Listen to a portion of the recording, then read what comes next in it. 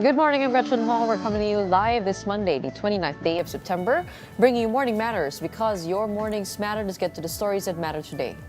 Baguio City Mayor Benjamin Magalong resigns as special advisor to the Independent Commission for Infrastructure, and he also clarifies issues surrounding a city project involving the Discaya family as contractors. A total of 26 people have died due to the onslaught of 4 consecutive weather systems. The NDRRMC reported that most of the casualties were recorded in Cagayan Valley and Bicol region. And Senator Bongo is asking for prayers for former President Duterte amid a reported health scare at The Hague. This comes after Duterte allegedly required laboratory tests after being found unconscious while in detention. Welcome to our program, Morning Matters, where we talk about the issues you need to know for the rest of your day. Now, first in the agenda, a fresh controversy has forced changes in the Independent Commission for Infrastructure, with Baguio City Mayor Benjamin Magalong stepping down as special advisor. Here is a report. Less than 2 weeks after being appointed, Baguio City Mayor Benjamin Magalong has resigned as special advisor of the Independent Commission for Infrastructure, or ICI. In his letter to President Ferdinand Marcos Jr., Magalong said Malacanang's statements contradicted the conditions of his appointment. He stressed these remarks undermined the mandate entrusted to him, casting doubt on the Commission's true independence. Because of this, he said he could no longer serve in the position. Still, Magalong clarified he has never abandoned and will never abandon his primary responsibility as mayor of Baguio City. His resignation as special advisor takes effect immediately. In a separate statement, Magalong admitted the decision was difficult but necessary. He emphasized that there was no conflict of interest between his mayoral duties and his role at the ICI. Malacanang, meanwhile, expressed regret over Magalong's resignation. The Presidential Communications Office said the Filipino people's demand from the Commission outweighs the role of any single individual. Just a day before Magalong stepped down, the palace had said it would review his ICI role, citing concerns over 110 million pesos tennis court project in Baguio City. The contract was awarded in 2022 to St. Gerard Construction, owned by the Discaya family. Magalong earlier clarified the project was completed in compliance with the law. At a Baguio City event, Magalong also apologized to his constituent, saying his anti-corruption work had taken much of his time. And I would like to apologize to each and every one of you if I cannot perform my task as your mayor of the city of Baguio. It's not an easy task, believe me. It's very challenging and it is very dangerous as well. The Independent Commission for Infrastructure says it will not live stream its probe into alleged anomalies in flood control projects. ICI Executive Director Brian Keith Hosaka explained that investigations are still in the process of verifying testimonies. Live streaming could mislead the public. He stressed that the Commission wants to maintain objectivity and earn public trust. Hosaka said the probe could take up to 2 years, but assured the public that the Commission is fast-tracking its processes. Senate President Pro Tempore Ping Lacson alleged that almost all senators in the 19th Congress have inserted over 100 billion pesos worth of items into the proposed 2025 General Appropriations Act. Lacson said the allocations, classified as for later release, included individual insertions worth as much as 5 to 9 billion pesos each. He cautioned that such insertions could undermine planned infrastructure projects and strain public funds, while clarifying that amendments or insertions are not automatically illegal. Lacson stressed that excessive amounts raise questions of propriety. The DOJ continues to review Sara and Curly Discaya to decide if the couple should be placed under the Witness Protection Program. More in this report. Contractors Curly and Sara Discaya returned to the Justice Department on Saturday. The couple's appearance is part of the ongoing review of their status in the Witness Protection Program. When asked how she was doing, Sara did not give a verbal response. Instead, she made this finger heart gesture. Curly, meanwhile, showed up wearing a bulletproof vest and carrying a paper bag. Justice Secretary Boying Remulla stressed that Curly must back up his sworn statement with solid evidence. Remember, this is probably the biggest scam the biggest corruption issue. Kaya nga I want notes. I want ledgers. I want to be able to buttress yung testimonies given with other documents besides their affidavit. Curley's ledger was first raised at a Senate hearing. It supposedly contains the names of government officials and lawmakers who received kickbacks from projects he handled. The DOJ has also released names recommended by the NBI for case build-up over anomalous flood control projects. Among those named, Ako Bicol Representative Zaldico, Senators Chis Escudero, Joel Villanueva, Jinggoy Estrada, and former Senator Bong Revilla, along with several government officials and private individuals. Remulla noted more names may still surface as investigators vet the Rizcaya statements. And it's going to be congressmen. Who will be part of you, will be the subject of many of these actions. Kasama po ba dyan si Rep. Arjo Atayde? Basta lahat ng binanggit niya. Not just one. It's everybody mentioned. Will be subject to investigation. Remulla also plans to meet with Senator Rodante Marcoleta regarding his surprise witness, Orly Regala Gutesa, who allegedly delivered suitcases of cash to the homes of Representatives Martin Romualdez and Zaldico. The Justice Secretary earlier confirmed that Gutesa also wants protection under the Witness Protection Program. But Gutesa was a no-show at the DOJ on Friday, where he was expected to explain his testimony. For News 5, Gio Robles, we are One News. And coming right up, Representative Terry Didon fires back at Representative Eddie Villanueva over a warning that he could not escape God's wrath in connection with the flood control investigation. All that and more when we return after a quick break.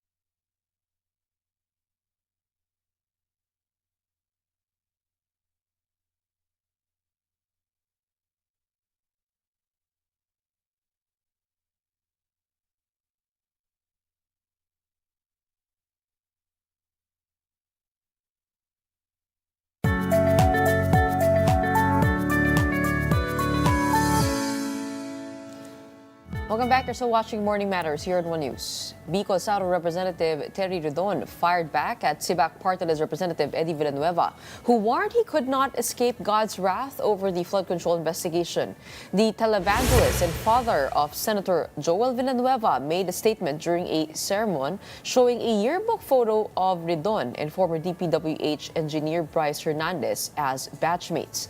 Didon responded saying, quote, "Baka makulong talaga si Senator Joel, Brother Eddie, kahit isumpa mo pa ako." Didon also noted that Hernandez was not the only person implicating Senator Joel in the flood control corruption scandal. Let's talk about this and more with Bicol South Party List Representative Terry Redon. He joins us on the show this morning. Magandang umaga po sa inyo, Congressman. Ay, magandang umaga. Maraming salamat sa pag-imbita. Unang-una, ano ho ang reaksyon po ninyo dun sa sinabi po ni Brother Eddie dun sa isang JIL service? Wala ba talaga kayong ugnayan kay Bryce Hernandez? Sabi po niya, batchmates daw po kayo. Alam mo, napag-usapan na natin yan. Doon pa lang doon sa naunang senador na nabanggit, no?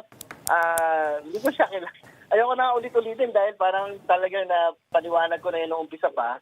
Wala kami kaugnayan ni Bryce Hernandez. And more importantly, hindi lang naman si Bryce Hernandez yung nag-uugnay kay Senator Joel, no? Dito po sa bagay na ito. In fact, si Henry Alcantara, yung boss ni Bryce Hernandez, ang kanyang sinabi ay nag-deliver siya ng 150 million sa rest house sa Ibulot Barangay, Bukawi, Bulacan, sa taon ni Senator Joel na Peng. No? So, I think yan yung mga kailangan sagutin. Sino si Peng?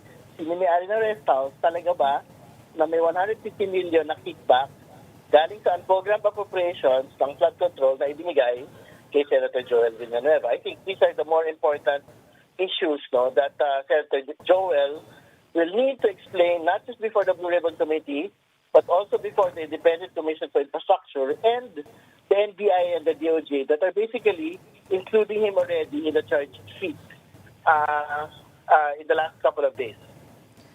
In that list that you mentioned, it is notable that the Infracom probe is not part of the bodies that he will need to explain to. Is the probe really terminated in the House?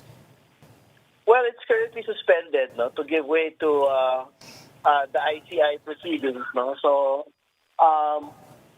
very proud naman po kami sa work ng Infracom kasi without the Infracom hearings, hindi ho talaga nailapag, no, yung pong bombshell testimonies ni Bryce Hernandez and JP Mendoza na talaga naman pong ginagamit ngayon ng Blue Ribbon Committee at I think ginagamit na rin po ng lahat ng investigative bodies dito po sa flood control scandal po rin.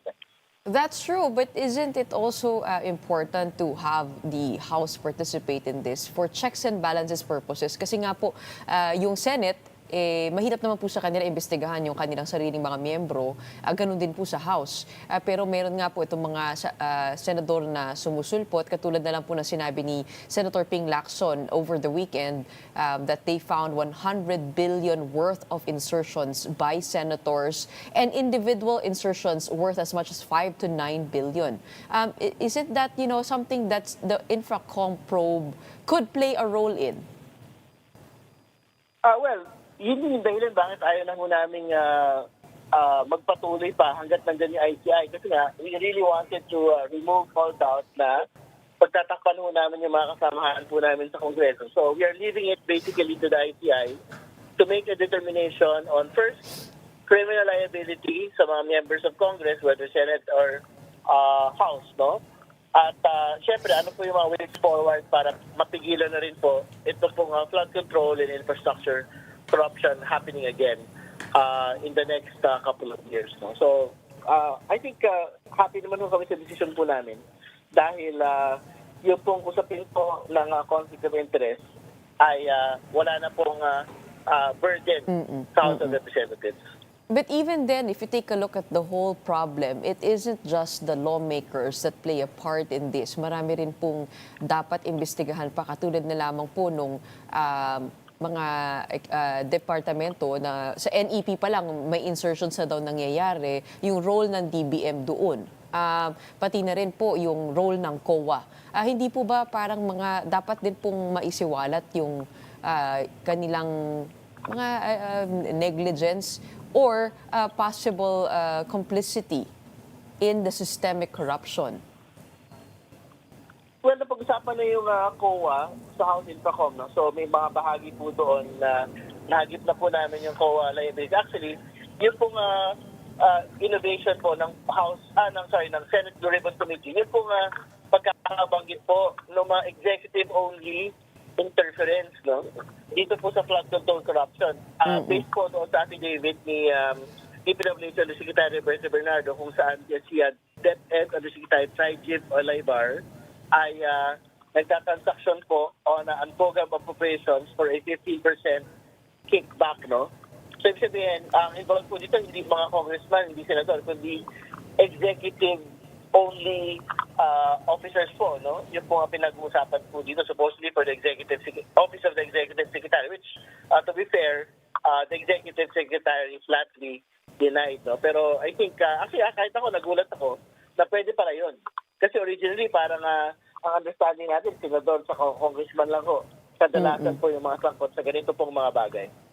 So ang DBM, meron din silang, kumbaga parang nasa kanila yung huling bola bago maipasa ito before it becomes HGAB. Well, yan yung sa normal process, no, ng mga line item projects, activities and programs. Pero yung binabanggit po kasi in the affidavit of Undersecretary Bernardo, yung po unprogrammed appropriations po yung ginamit Nito po niya Undersecretary Olivar na talaga meron pong 15% kickback. Ibig sabihin, these are not line item appropriations. Ultimately, kahit sabihin po nila na meron pong DPWH proposals na inapprove under very strict conditions, the final say for the use of unprogrammed appropriations does not lie with the implementing agency. It lies with the Department of Budget and Management. So I think a closer look is warranted for this. And talagang binabati ho natin Senator Lacson kasi siya ho yung nakahuli nitong bagay po na ito. At meron din po siyang isang bringing up, no? Ito pong for later release. Could you help us understand ano po yung ibig sabihin nun? Yung po ba ay kapag meron lang excess na pondo? Hindi naman. Yung for later release, ibig sabihin, ito yung pwede ho nga pagpasyahan po na executive na wag munang ipatupad. Kasi nga, ito po supposedly yung mga tingin po na executive na parang kulang po sa mga papeles, kulang sa pag-aaral, hindi pa siya shovel ready. No? So, yan po yung FLR. So, it doesn't have to be yung mga unprogrammed appropriations. So, I think there are even line items that are also deemed as for later release na executive. Pero ito pong for later release ay na-budgetan na rin talaga? Well, nasa line item po yan. It can be in the line item for the particular year's budget, no? Pero it can also be yung tinatawag nga po na unprogrammed appropriation. So, ibig sabihin, sa dulo, pagka pinagpasyahan po ng executive na hindi, wag na muna natin napondohan yan, wag na muna natin implement yan. Meron siyang actual pong kapangyarihan para po dito. Pero yung unprogrammed appropriations, would you know who is the one who puts that in the budget? Sino po yung naglalagay? Lahat po ba yan dumadaan sa lahat ng branches? So, yung unprogrammed appropriations po kasi, basically parang lump sum yun Pero meron pong mga particular conditionality as to paano yan ginagamit. So kadalasan, yung po unprogrammed appropriations, para yan talaga doon sa mga very particular emergency situations. So for example, yung pong mga emergency budget para sa mga health workers po natin, yung pong mga emergency budget para sa panahon po ng sakuna. So for example, rehabilitation, ng mga nasira po mga school buildings at di pa mga infrastructure projects, dyan po kinakasa. So, may mga requirements din yan na may actual na additional revenue of government para po dito. Pero actually, ang pinagtataka ko namin, even for new construction of infrastructure projects, like what we have seen in the last couple of years, pwede pa rin pala yung unprogrammed appropriation. So I think, baka kailangan, at ito yung hindi ko nabanggit nung nakaraan when we suspended the probe at binabanggit namin yan, dapat meron po talaga sigurong batas relating to unprogrammed appropriations na talagang ang kailangan lang po nga makagamit ng unprogrammed appropriations pagka meron talagang emergency in nature. Ito pong pagkakagastos na ito. Kasi for example, yung pong ibang mga na-release po na unprogrammed appropriation, new construction po yun So there is nothing emergency about these things. No? So bakit kailangan ikasa against unprogrammed appropriation? Tingin ko, pwede naman ho yan ikasa under po the normal budgeting process po ng gobyerno. Pero itong unprogrammed appropriations is already written down in the NEP. Tama po. So, nasa NEP na yan, nakalagay din po yan doon sa HCAB, pinag-usapan din po yan sa PECAMA Conference Committee. So, dinalatag po dyan kung gaano kalaki yung program appropriations at ano po yung mga conditionalities for use. No? So, yung problema nga ho natin, parang baka lang it's a bit too general. Even if you place specific conditionalities for the use, I think yung po nga kailangan masapul po ng gobyerno, dapat para lang talaga sa mga emergency appropriations, disaster-based appropriations lang po, ito pong paggamit ng unprogrammed appropriations. Okay. When it comes to the reports that you are submitting to the ICI, kasama po ba doon itong BICAM report at small committee report? Dahil apart from the NEP being the source of insertions, ito yung dalawang pwede ring mapasukan at matagal nang hinahanap ng taong bayan. Ayan din po ba ay magiging part ng inyong submissions? Hindi na pag-usapan with particularity kasi yung small committee at BICAM Conference Committee. No? Kasi syempre, yung Infracom talagang ang kanyang main concern ay yun po actual flood control corruption. So, ibig sabihin, yung mga Bulacan issues, Vizcaya issues, yun po yung mga laman po ng transcript. No? Pero, tama ho kayo, no? I think dapat suriin po. At I think kasama yan doon sa mga sinisiyasat din mismo ng ICI to give particular context. But I'd like to be very clear. Yung pong hinahanap ng small committee report, sa totoo lang, yan na po yung HGAB. I think there is no other small committee report that we have to be looking for. No? And secondly, yung pong BICAM report, I think yan po yung dapat din pong mahanap. Kasi ako hindi ko talaga alam kung ano yung... Kasi may binabanggit siya Senator Ping, di ba? Na I think he has a list of insertions that have been made in the BICAM by senators and congressmen. No? So, I think dapat may sama din po yan sa listahan. Pero I'm not quite certain kung yan na ba yung BICAM report kasi I think that includes yung mga actual components po of the insertions. When it comes to the Commission on Audit, Senator Sherwin Gatchalian has said na hindi sila dapat palagpasin dito dahil yun nga, kung hindi umano nito nakita yung mga red flags kasunod ng mga ghost or substandard projects, dapat din silang ma-question. Don't you believe in the same thing that the COA should be looked into here? Dahil if you take a look at the hearings, madalas po ang nakasentro dito DPWH lamang at yung ating mga lawmakers. Hindi, wala tayong debate. Pero we have to be able to talk about the specific projects po kasi for example, yung pong 2025 those project ng SIMS sa ng Bulacan First District Engineering Office, ang binanggit po ng COA during our hearing ay nahagip po ito ng COA. So, ibig sabihin, hindi sila, sinasabi ng COA na hindi sila kasali dito po sa transaction po na ito. Pero, it's a particular project lang. Pero, for example, there's another Plaridel Bulacan Ghost project which is, I think, of a previous year. So, obviously, pagka na-ghost project yun, dumaan na sa COA post-audit yun. So, yung bagay po na yun, I don't think pwede makalusot po yung COA doon. Ibig sabihin, malamang kasabot sila kung may ghost project, tapos na yung fiscal year implementation po na yan. So, yun po, kailangan nung palalimin din po yung bagay niya.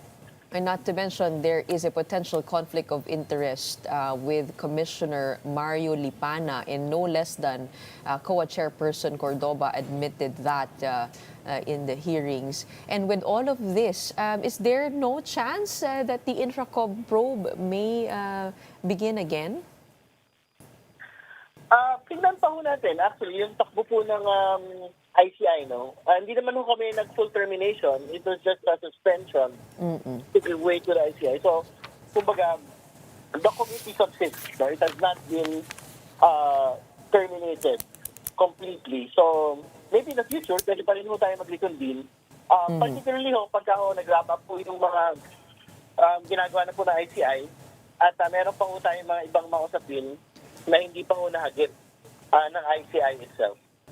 O dahil yun nga sa pagbabago ng liderato ng House, parang bigla na lang nawala na po yung probe. Siyempre, it raises a lot of questions about how we can exact true accountability here, and also the public's fear that it may just be theatrics. Don't you think that there are things to be done here? What is the direction of the Infracom when it comes to actual reforms to the system? Well, nabanggit na ho namin nung we had announced the suspension na yun una, yung binanggit ko na, yung reforms relating to unprogrammed appropriations. Secondly, yung lagi na ho namin binabanggit from the very beginning, yung pong private sector inspections po over the course of project implementation. Ibig sabihin, dapat mag-engage talaga ng mga engineers bago ho binabayaran po yung mga contractors to make a determination kung tama ba halimbawa yung inspection teams ng DPWH. No?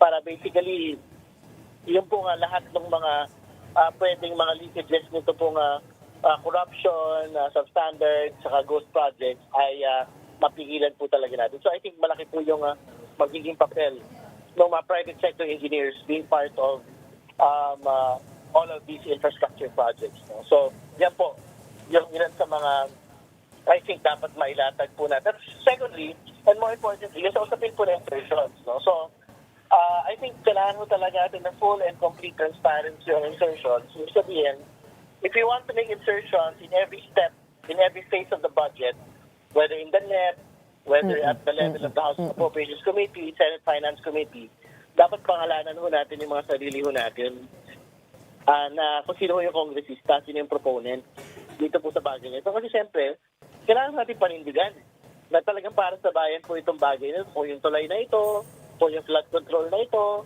kung yung school building na ito ay para sa ating po mga kababayan, ilagay po natin yung pangalan po natin dito. Will pieces of legislation be filed when it comes to those reforms? Paano po kaya ma-achieve yun? Hindi, yung pong tatlong bagay na binanggit ko, kailangan po talaga ng legislation dyan. Kasi, kumbaga, hindi ko talaga pwedeng isuko lang For example, so magre-recommend na lang po. Yung pong unappropriated, unprogrammed appropriations, no? Kumbaga, kailangan talaga na very specific prohibition sa mga non-emergency, non-disaster related appropriations for the use of unprogrammed appropriations. Okay. And speaking of the things that the House can do, isa po dito ay mapauwi si Congressman Zaldico. What is the House doing to ensure that he will be able to come back and answer? And also meron pong ethics complaint filed against him. One repercussion could be expulsion. Yun po ba ay napag-uusapan na sa House? I think ngayon pong linggo yung pagsisimula po ng pagdinig po ng Ethics Committee laban sa Congressman to. At I think ngayong araw din po yung araw po ng huling araw ng revocation ng kanya pong travel clearance. So I think ang expectation po ng House of Representatives ay narito na po at magpapakita na po sa Kongreso si Congressman Zaldico. So we'll see this week kung ano po yung mga gagawin po ng House leadership relating to him. But I'm quite certain na I think ang magiging lutsaran po ng bagay na ito ay sa Ethics Committee probe po na gagawin po ng House. Kumbaga binibigyan lang po natin ng sapat na panahon na mag-respond itong si Congressman Ko. Tama ho yun. So, ibig sabihin, meron kasi previous experience na doon sa pagpapauwi kay Congressman Arnie Teves. No? So, napatawan siya, I think, ng ilang mga previous to expulsion, merong mga naipataw sa kanya, I think, na mga penalties yung pong Ethics Committee. So, tignan pa ho natin kung mag-apply po ito kay Congressman Ko. Congressman, bilang panghuli, si ICI Executive Director Hosaka said that live streaming will not be done for the investigation because they could mislead the public. At sabi po din niya, the Commission wants to maintain objectivity and earn public trust. Isn't that contrary to the goal? Kasi hindi po ba ito nga pong culture of secrecy that has allowed corruption to pervade for a long time will still be employed?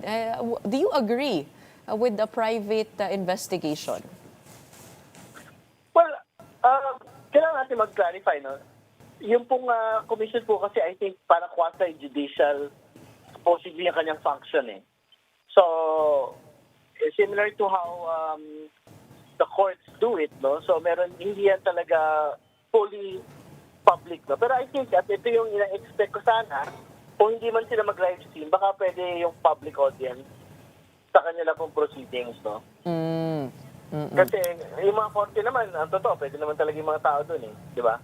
Kahit sa Supreme Court, pagka nag-oral argument, pagka may mga pagdinig, talaga naman pong may mga tao pa rin po doon nakakapanood. Oo. Pinapayagan. So, ibig sabihin, I can agree na siguro hindi nila kailangan mag-live stream, pero yung po nga public participation at the very least in having an audience there, baka pwede yung pag-aralan po nila. Kasi nga, if the idea of an ICC is for it to be a quasi-judicial entity, dapat meron siyang semblance din pa rin po ng public participation. So, kung parang korte yan, dapat pwede pa rin po manood yung mga tao sa korte. Di ba? Oh, pero agree po ba kayo na live streaming could mislead the public? Hindi naman. Sa totoo lang, sa dulo, kailangan mo talagang, ang dulo naman mo magpapalit sa bagay na yung publiko eh. Di ba? Kung sino yung, sino yung dapat, tingin nilang dapat managot, ano ba yung dapat gawin ng gobyerno, no? So, bayaan natin silang gawin mo yung trabaho nila. Pero tingin ko, hindi din tama yung binanggit nila na live streaming might mislead kasi that might also refer to how Congress and the Senate actually does its work, no? Which basically live streams much of its events and proceedings, hindi ba? And it is the public's trust that needs to be regained here. And I don't know how a private hearing could do that, but we hope for justice as we have been fighting for. Para po kasing teleserye na wala nang susunod na episode. Then, meron pa yan. Tingin ko naman, I think, you've been seeing unraveling naman over the course of the week. No? So, syempre, our expectation is we actually get to be able to go to the bottom of all of these things. No? So, yung most recent po talaga update is something that's really interesting. Ito pong executive-only interference into the budget. Well, aasahan po namin kayo sa House na hindi niyo po bibitawan ang bola sa issue na ito. In the meantime, maraming salamat po for joining us and answering our questions here on this show. Thank you for your time. We have Bicol South Party's Representative Terry Redon. Maraming salamat. Good umaga. Meanwhile, the death toll from successive storms in the southwest monsoon has risen to 26. According to the latest update from the NDRRMC, 4 of these fatalities have been confirmed, all from the Cordillera Administrative Region. At least 33 people were injured, while 14 remain missing. Authorities said around 2.8 million individuals or 738,000 families have been affected. Over 163,000 residents are still staying in evacuation centers, with the Bicol and Bangsamoro regions among the hardest hit. Meanwhile, nearly 150 passengers remain stranded in ports across southern Tagalog and Bicol, based on the latest monitoring of the Philippine Coast Guard. Fair weather is expected across most parts of the country today. This as no tropical cyclone or low pressure area is present within the Philippine area of responsibility. However, isolated rain showers remain possible in Metro Manila and other areas brought by the easterlies or warm winds carrying moisture from the Pacific. When we return, we'll be speaking with Attorney Cristina Conti, Assistant to Counsel at the ICC, about the latest developments from The Hague. Stay tuned. Morning Matters will be back.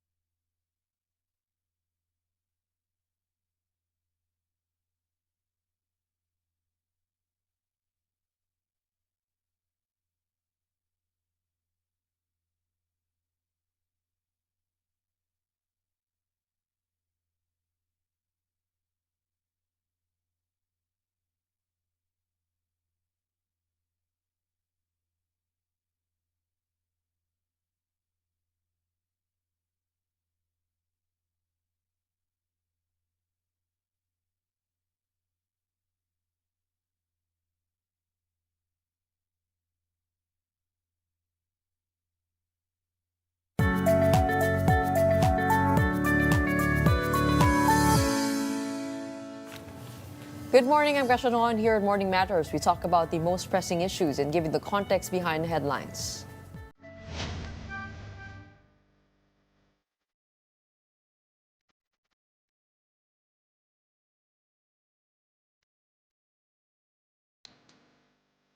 Senator Bongo is calling on all Filipinos to pray for former President Rodrigo Duterte's safety, health, and freedom while in detention at The Hague. Go stressed that Duterte, who dedicated his life in service to the nation, deserves the same compassion and concern from the Filipino people. This comes after a report that the former president had fallen inside his cell and was evacuated to a hospital to be checked for cranial and brain injury. Vice President Sara Duterte, meanwhile, has denounced his continued detention as unjust and inhumane. Sana po'y gumaling po si Tatay Digong. Ipagdasal po natin ang kanyang pagaling sa lalong madaling panahon. Kung nandirito lang sana siya sa Pilipinas, masasamahan ko siyang magpa-hospital. Masasamahan ko po siya magpa-check up kahit anong oras po, gaya ng ginagawa ko for the past 26 years. Ako po'y nalulungkot at nababahala sa sitwasyon niya ngayon na mag-isa po at matanda na po si Tatay Digong. Marami na po siyang karamdaman sa kanyang edad na 80 anyos. Napakahirap po ng sitwasyon ni Tatay Digong. Bilang 80 years old po, marami na po siyang sakit. And joining us today to answer some questions, we have on the show Attorney Cristina Consi, Assistant to Counsel at the International Criminal Court. Magandang umaga sa inyo, Attorney. Magandang umaga, Gretchen. Una-una, sinabi ni Vice Presidente in a statement daw that her family received credible information from hospital sources that the former president had to be subjected to lab tests after being found unconscious on the floor of his room. Ano po ang inyong masasabi at ang inyong nakalap na impormasyon tungkol dito? Well, first, we are concerned if this is a situation of the former president. Remember that the victims have so much at stake here. He has to be alive for trial. Pero at the same time, nalilito kami dun sa mga statements na naman, even within their camp, there are inconsistencies. One, as to the facts, Harry Roque yesterday told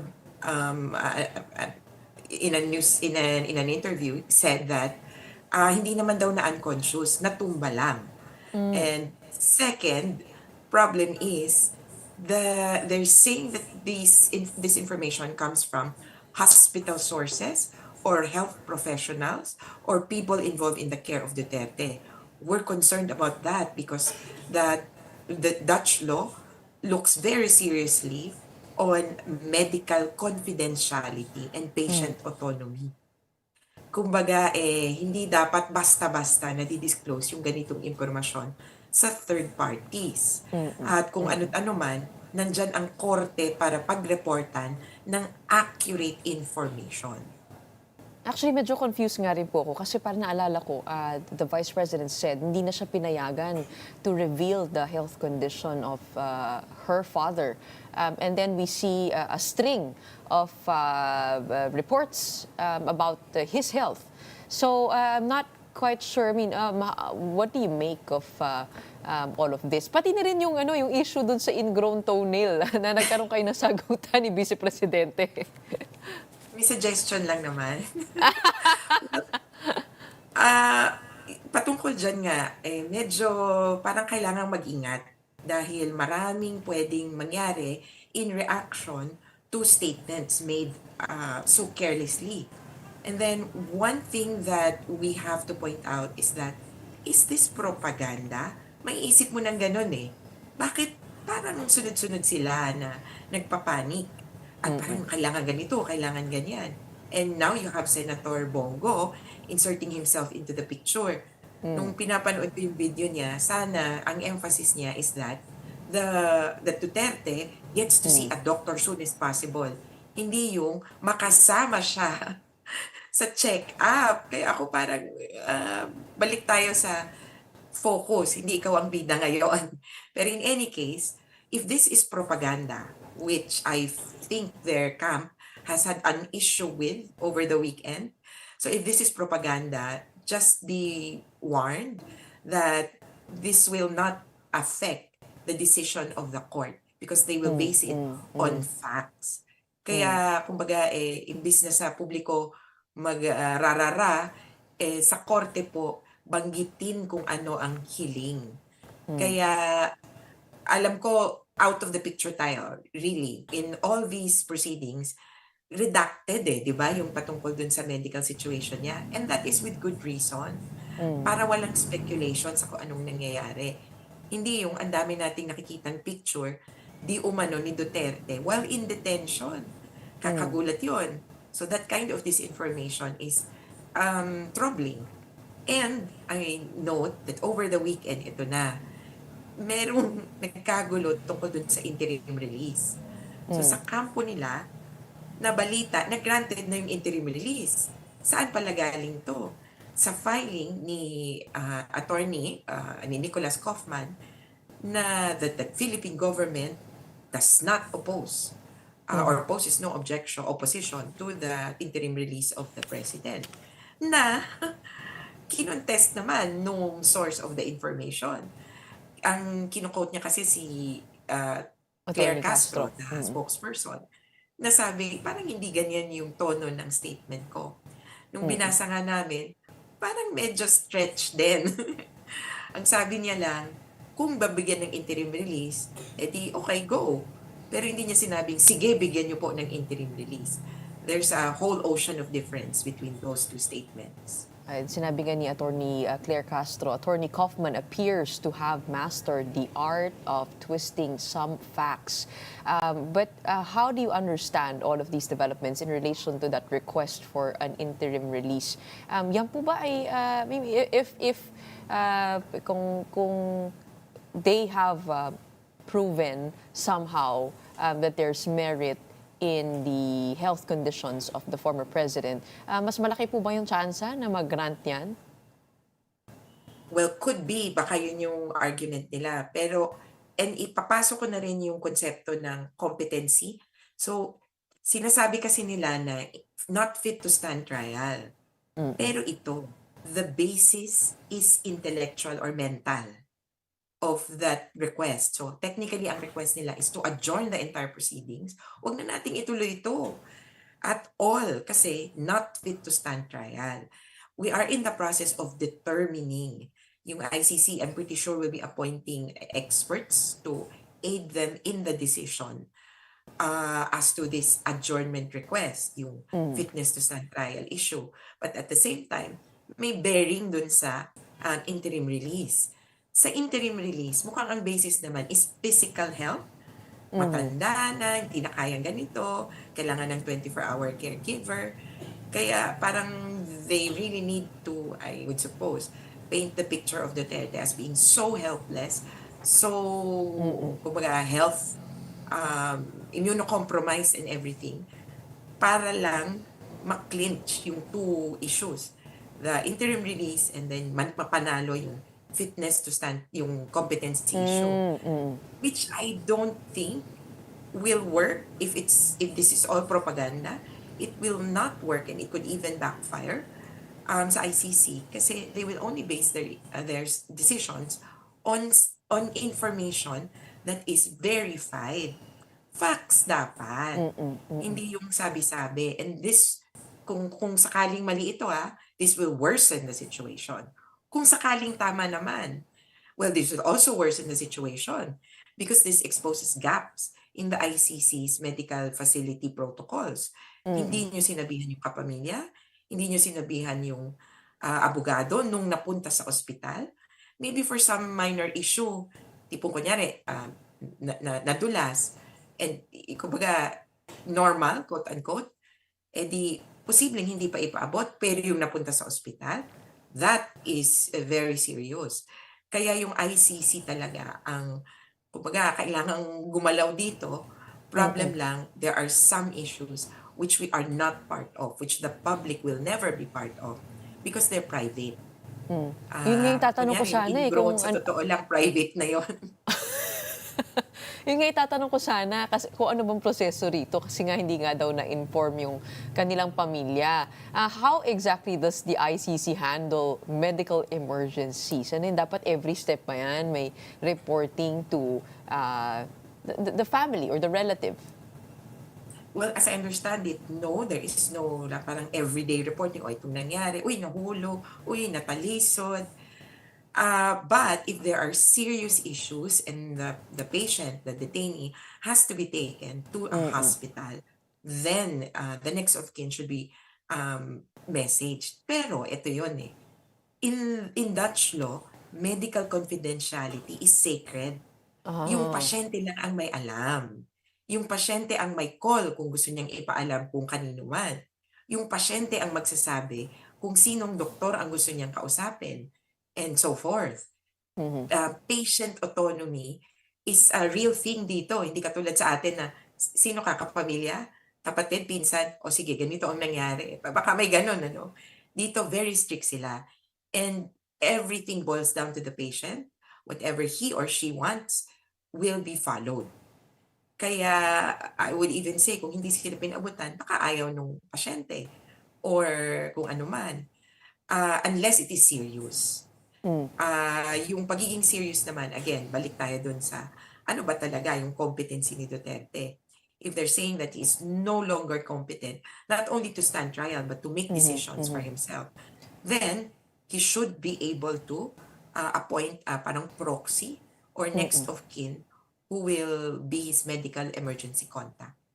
Ang isa pa nga sa mga nireklamo ng Vice Presidente ay itong welfare check na ginawa ng Philippine Embassy officials kay dating Presidente. And she said, to deprive an elderly man abducted, denied his rights under Philippine law, and subjected to surveillance, disguised as welfare checks of basic dignity and proper care is not justice. This is cruelty. Pero the ICC said also that they don't act without approval of the person in detention. Is it possible that the president actually requested or approved that visit? Yes, and that's the rule. I don't see the ICC bending their own rules na surreptitiously getting in an unwelcome visitor. Lalo na kung, depende pa yung sa tono, no? If there was a medical professional who was there, iniisip ko, sinong mag-a-assess? How can it be surveillance if it was just a visit na nagdala lang ng prutas o kung ano man? So ako, ang undertones pa nga, merong medical professional na tinitingnan, sinisipat-sipat, and coming up with his or her own opinion as to the health of Duterte. Otherwise, it will just be, kumbaga factual. Kaya pa rin naman pong tumayo, kaya pa rin namang maglakad. So, as to this, I would look at the ICC statements and manual. There really are provisions for consular visits as a matter of right. So, yung tao, yung detenido, kapangyarihan niya or within his power to request for that or to approve a visit. Kaya hindi ko makita na this happened without his consent. Okay. How do you think these developments might influence the postponed confirmation of charges hearing against the former president? Meron na pong nilabas na document of charges. Ano pong inaantay po natin? Yun po yung bang desisyon dun sa request for an indefinite adjournment? Yes. Yung adjournment request ang pinakamalaking balakid, so to speak, to the schedule. Until we can finally say he's fit to stand trial, hindi mare-reset yan. Kasi sa ICC, bawal ang absent in spirit or in person. So kailangan fit to stand trial ka. And we cannot proceed without him. Although, may isang judge, si Judge Flores, sabi niya, nalito ba tayo na ang confirmation of charges hearing is the pre-trial stage? Trial pa kailangan yung fitness to stand trial. So maybe we can proceed with confirmation of charges. Oo, kasi pag-uusap, arguments lang to eh. Paano ba? In the Philippines, we call it arraignment, di ba? Yung babasahan ng sakdal. Hindi pa nga ito yun eh. Hindi pa siya magsasabi, guilty or not guilty. That's at trial. this pre-trial stage, pag-uusapan pa lang kung anong charges. The charges are a proposal from the defense. From the prosecution. The defense and the witnesses can weigh in. After that, the judges will decide whether or not to confirm the charges. Kumbaga, hindi pa nga approved. Wala pa yung final charges or sakdal na babasahin. Kaya sabi ni Judge Flores, ay mag-ano na muna tayo, mag-arguments. Kung ba parang oral arguments. Mag-oral arguments na tayo para malinaw anong charges. Saka na lang natin pag-usapan yung factual issue. Kasi ito legal issue eh. Sa trial, let's go to the factual issue of whether or not he's fit to stand trial. So we're waiting for the schedule. Pero mukhang ito yung pinakabalakid. Yung And fitness to clear, stand trial, gusto ko po maintindihan yun. Ano? Sabi niyo, bawal absent, in spirit, dapat in person. Kung nandun po si dating Pangulong Duterte, kung na-prove po nila na may, let's say, mental deterioration, may dementia, ano pong, hindi na po talaga pwede magtuloy. Have you seen jurisprudence on this? yes, the case will be archived. Okay. But not indefinitely, Kasi they said, ito nga yung hirap kasi if you go to a doctor, i-certify mo nga ako fit to stand trial. Parang, if out of nowhere and without the context of a hearing, fitness to stand trial is technically both a medical construct and a legal construct. Sa totoo, in the end, it's the judges who will decide. Is this person fit to stand trial? Kaya, Kailangan siya ay makasagot sa mga paratang sa correct. kanya. At ang issue kasi Okay. dyan, hindi siya tipong medical na, ay pipi, ay bingi, ay ganito. Hindi eh, because they can do sign language. And in one case, sabi ng court, yes, you're competent to stand trial because nag-sign language siya na hindi ako guilty. And so, that decision will be both a medical and a legal issue. At importante para sa ICC kasi na ang isang tao ay, and this is the parameter of fit to stand trial, naiintindihan, nasusundan, at makakasagot dun sa charges. Kung may sinabing negative sa kanya, kukontrahin niya. So parang two parts, nasusundan at makakasagot. In which case, the case that was archived, did the person in detention get an interim release or get released? That's a different matter altogether. Pero yung dun sa archival, ibalik ko lang din na ang fitness to stand trial is not a static situation. Kumbaga, ngayon, unfit ako to stand trial. Pero pwedeng, and the rules say, after every 120 days, you are checked if you are still fit for trial.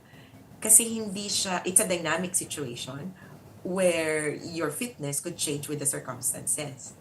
And I'm pretty sure the defense will argue, yes, we need to change the circumstances and he has to be released to a home, to a house, hindi detention facility, to alleviate the situation and to make him, kumbaga, para maggumaling siya.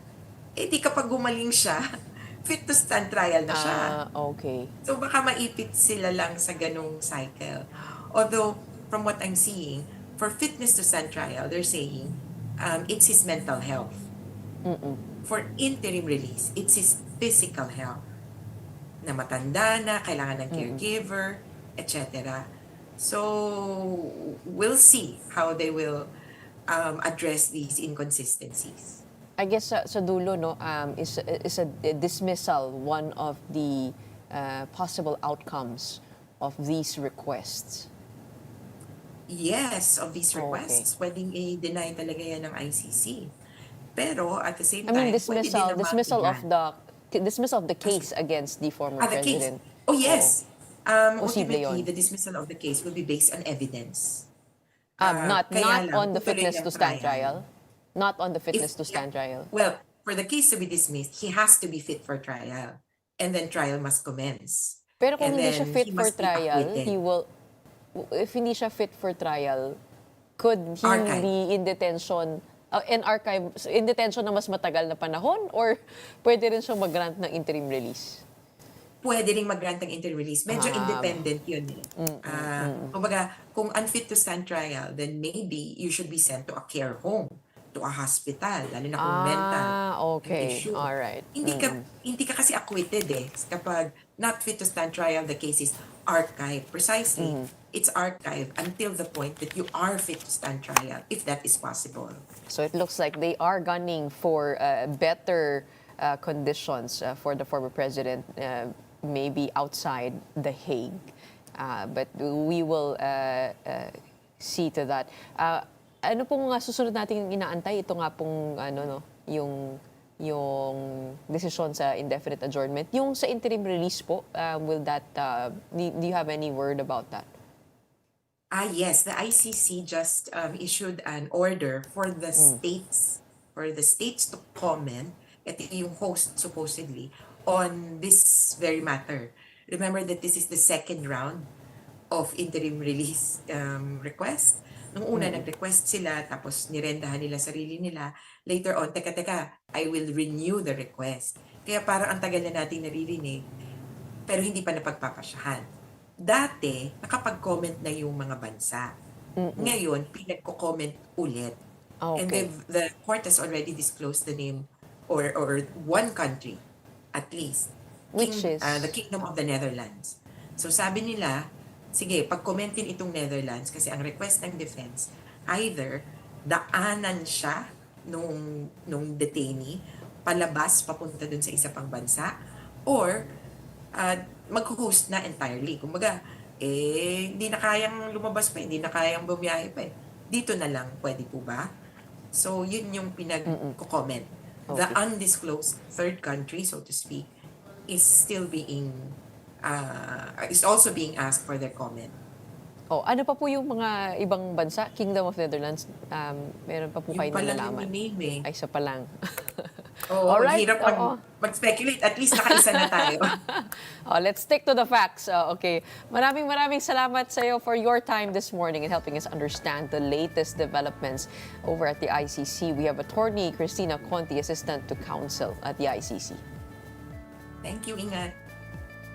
Let's move on over to sports. Italy has cemented its volleyball dynasty, repeating as FIVB Men's World Champion after defeating Bulgaria in 4 sets at the Mall of Asia Arena. The world number 2 Azzurri prevailed before a crowd of over 16,000. Yuri Romano led the charge with 22 points, including 5 straight aces in the second set. It is Italy's second straight world crown after winning in Poland in 2022 and their 5th overall title in history. For Bulgaria, it was a bittersweet finish, falling short of the gold but making their first final appearance since 1970. Meanwhile, Brazilian volleyball legend Laila Barros returned to Manila after 21 years, joining the 2025 FIVB Men's World Championship as a guest of honor. She called the visit the right time to celebrate the rise of Filipino volleyball and the country's historic hosting of the prestigious tournament. Barros first captured the hearts of Filipino fans during the 2000 FIVB World Grand Prix. She said the warmth and support from fans remain unchanged even after more than 2 decades.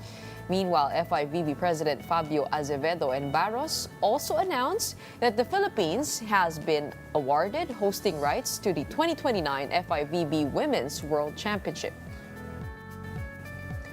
And that wraps up today's episode of Morning Matters. We hope we've given you the right start to your morning. Let's go ahead and make the day and the week matter. My name is Gretchen Hall. We are One News, all sides, all the time.